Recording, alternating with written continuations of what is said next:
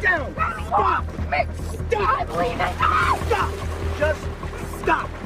No! Hey! Hey! I'm leaving! I Calm don't care! down! I don't care! No! Stop! The movie begins with a young woman named Jennifer Remming lying unconscious on the beach and waves lapping near her feet. As she stirs awake, panic grips her. Her friend Brad lies nearby, motionless. Racing to him, she flips him over and is horrified to see a piece of coral embedded in his abdomen. His breathing is shallow, his condition critical. Desperate, Jennifer screams for help, but her cries are swallowed by the silence of the empty island. With no one in sight, she ditches her life jacket and backpack, pulling Brad further up the beach. Thinking quickly, she yanks the coral out and uses her scarf to stanch the bleeding. Hoping to find something useful, she dashes into the dense jungle and cracks open a coconut with a rock. But by the time she returns, Brad is gone, lifeless and cold. The camera pans out, revealing the bleak isolation of the island, a sliver of sand encircling a thick jungle core. Grief-stricken but determined, Jennifer explores the island's perimeter and eventually returns to Brad's body. Her trek into the jungle brings new discoveries: a red cooler, a bag dangling from a tree, and a few scattered items like soda bottles, a thermos, and a metal tin holding matches, cards, and other odd supplies. Deeper in the undergrowth, she finds a weathered tent hiding a backpack stuffed with forgotten belongings, an old Game Boy, a book, a teddy bear, and a car radio. She eventually returns to the beach, only to be startled by a strange noise. A quick glance reveals it's just a tropical bird inside a hollow tree. Jennifer gathers palm fronds to cover Brad's body and stares blankly at the endless sea. Rain pours that night, forcing her to huddle under makeshift shelter. Come morning, she spots dead fish washed ashore, alongside a grotesquely mutilated shark with deep gouges. Disturbed, she wonders what could have caused such violent damage. She attempts to gut a fish using a flat rock, but quickly gives up in frustration. Back at the cooler, rifles through her few remaining possessions. Her diary is soaked, its ink blurred beyond recognition.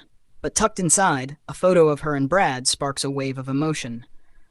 Later, while venturing through the forest, she stumbles upon 3 mysterious graves. Fearful and uneasy, she rushes back to the beach. Time has not been kind to Brad's body, now decomposing. Jennifer digs a shallow grave and buries him, marking it with a makeshift headstone engraved with a bee. That night, she roasts fish over a fire, her first step toward surviving. But the following morning brings a grisly discovery. Brad's grave has been disturbed. His body is missing, dragged away into the forest. Horrified, Jennifer crafts a spear and searches the jungle but finds no trace of the culprit. Soon after, she spots something bobbing in the surf. Swimming out, she retrieves a bucket and a suitcase. Diving below the waves, she makes a chilling discovery, a black hole lurking on the ocean floor. She bolts back to land with her find. Inside the suitcase, she finds dry clothes and sneakers, which she changes into that evening. By the firelight, she examines the tin again and finds a secret compartment with photographs inside. Just then, the hum of a plane overhead ignites her hope. She grabs a flare gun, firing once, nothing. The second shot soars into the sky. For a moment, hope burns bright. Then terror strikes. Emerging from the ocean is a monstrous humanoid figure.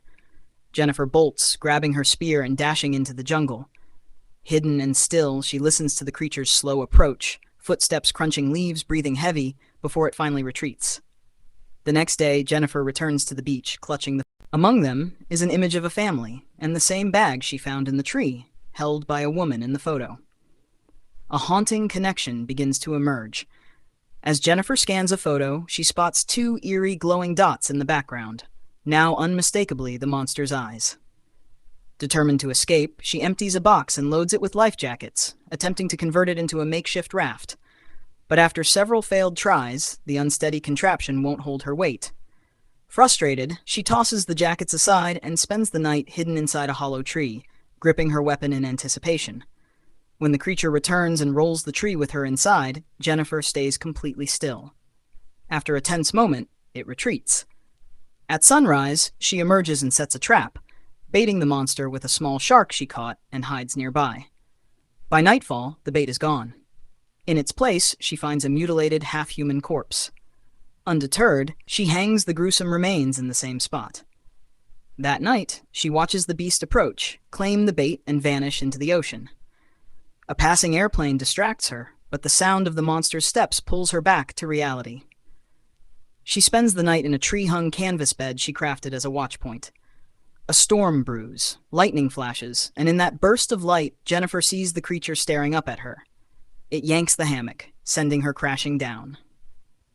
Injured but fierce, she flees, grabs her weapon, and runs to the beach.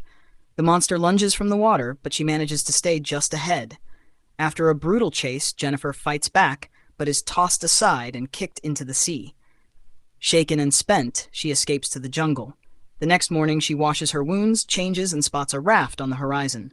It's not a hallucination. Her friends Mia and Lucas are aboard. Overjoyed, Jennifer joins them. They reunite with tears and relief. That evening, she cooks a meal and warns them of the island's dark secret. Skeptical, they listen as Jennifer explains the creature's terrifying presence, showing them photographic proof, 2 glowing eyes. Lucas suggests waiting for more help. Mia holds on to hope that Brad might still be alive. Jennifer, firm and weary, tells them he's dead, and worse, the monster unearthed his grave. She describes the beast in chilling detail, massive, foul-smelling, with glowing eyes. Lucas remains unsure, and Mia doubts Jennifer's escape plan. Still, Jennifer insists she'd rather risk death at sea than stay. She tells Lucas that heading west might lead to rescue, as she's seen planes there. Lucas, unconvinced, agrees to think it over. Jennifer asks for his trust, and though reluctant, he agrees. Borrowing his Swiss knife, she heads into the jungle for food, warning Mia to get ready. As she cuts fish, Jennifer notices dried blood on the knife. A wave of unease washes over her as she watches Mia and Lucas whispering. Later, they tell her they're not leaving. Disappointed, Jennifer cools off alone in the water, only to return and secretly prep the raft. But Mia and Lucas catch her. A struggle breaks out. Jennifer kicks Mia, who retaliates by knocking her out with a paddle. When Jennifer awakens, she's tied to a tree. Mia accuses her of making up stories, citing Jennifer's history of dishonesty. Lucas returns, reporting nothing suspicious. Jennifer pleads for release, promising no tricks. Lucas unties her, but confronts her, blaming her for their situation and accusing her of betrayal. Their tense argument is shattered by Mia's scream. The monster attacks. Lucas burns it with a torch, saving Mia, but the creature knocks him aside and vanishes. Jennifer escapes her bonds and races to help, but it's too late. Mia is dragged into the depths. The next day, Jennifer and Lucas climb down from their tree perch and prepare to leave. As they paddle out, the monster strikes again. Lucas fires the flare gun. One shot misses, but the next hits. Still, it returns, dragging Jennifer into the sea. She stabs it with Lucas's knife, forcing it to release her. Lucas dives to help, but is pulled into the dark abyss. Alone and devastated, Jennifer washes ashore and begins writing her story as proof of her harrowing survival. Now fueled by vengeance, she crafts weapons from bones, sharpens spears, and sets a trap with fish and fire. That night, the final battle begins. Jennifer strikes the beast, retreats, and strikes again. The monster slams her into a tree, but she keeps fighting, stabbing it with everything she has. As it tries to crush her, she drives a sharpened bone into its chest. The beast collapses, and Jennifer makes sure it's dead by decapitating it. As the jungle burns behind her, she walks away, scarred but victorious. Her nightmare is over.